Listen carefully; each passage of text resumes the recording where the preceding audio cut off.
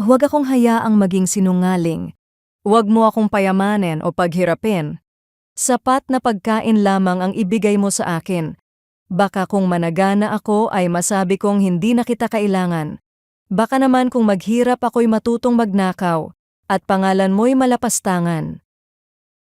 Sa panalangin ni Agur, makikita natin ang isang pambihirang uri ng karunungan. Hindi siya humingi ng maraming kayamanan at hindi rin niya hiniling na maghirap. Sa halip, humingi siya ng sapat, higit pa rito. Ang kanyang panalangin ay hindi nakatuon sa kaginhawahan, kundi sa pagiging tapat sa Diyos. Ang pinakamahalaga sa kanya ay hindi kung siya ay magiging mayaman o mahirap, kundi kung mananatiling nakatuon ang kanyang puso sa Panginoon at malayo sa mga kasalanang maaaring maglayo sa kanya mula sa Diyos. Ipinapakita ng Proverbs chapter 30 verse 8 to 9 ang mga panganib na maaaring dala ng dalawang magkasalungat na kalagayan sa buhay. Ang kasaganaan ay maaaring magdulot ng pagmamataas at pakiramdam na hindi na natin kailangan ng Diyos. Kapag maayos ang lahat, madali nating isipin na kaya na natin ang buhay sa sarili nating lakas. Sa kabilang banda, ang matinding kakulangan ay maaaring magdulot ng matinding pangangailangan at matukso tayong gumawa ng mali upang makaraos.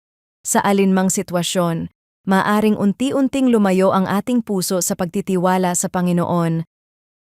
Ang aral na ito ay hindi lamang tungkol sa pera o mga materyal na bagay. Ito ay tungkol sa pusong natututong magtiwala sa Diyos sa bawat panahon ng buhay.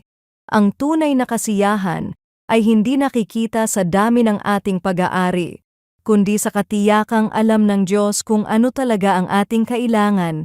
Ang kanyang paglalaan ay laging naaayon sa kanyang karunungan at perpektong layunin. Sa panahon ngayon, madali tayong maimpluwensyahan ng kultura ng paghahambing. Sa social media, palagi nating nakikita ang mga taong tila mas marami ang mayroon, mas malalaking bahay, mas bagong sasakyan, mas mataas na kita, at mas maginhawang pamumuhay. Dahil dito, maaaring mas mapansin natin ang mga bagay na wala tayo, kaysa sa mga biyayang ipinagkaloob na ng Diyos sa atin. Ngunit inaanyayahan tayo ng panalangin ni Agur na tingnan ang buhay sa ibang paraan. Ang tunay na tanong ay hindi kung marami o kaunti ang mayroon tayo, kundi kung nananatili ba tayong tapat sa Diyos sa kalagayang ibinigay niya sa atin. Ang pinakamalaking pagpapala ay hindi materyal na kayamanan, kundi isang pusong nakatuon sa Panginoon. Kapag ang Diyos ang ating sapat, tumitigil tayo sa walang katapusang paghahangad ng higit pa, at nagsisimula tayong magpasalamat sa mga biyayang mayroon na tayo.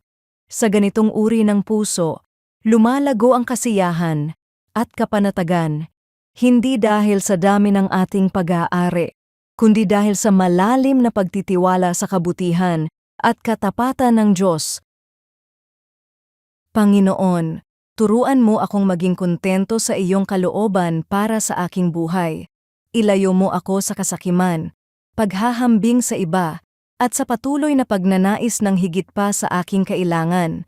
Palakasin mo ang aking pagtitiwala sa iyo, at tulungan mo akong alalahanin na ikaw ay sapat para sa akin sa bawat kalagayan. Naway manatiling tapat, at nakatuon sa iyo ang aking puso.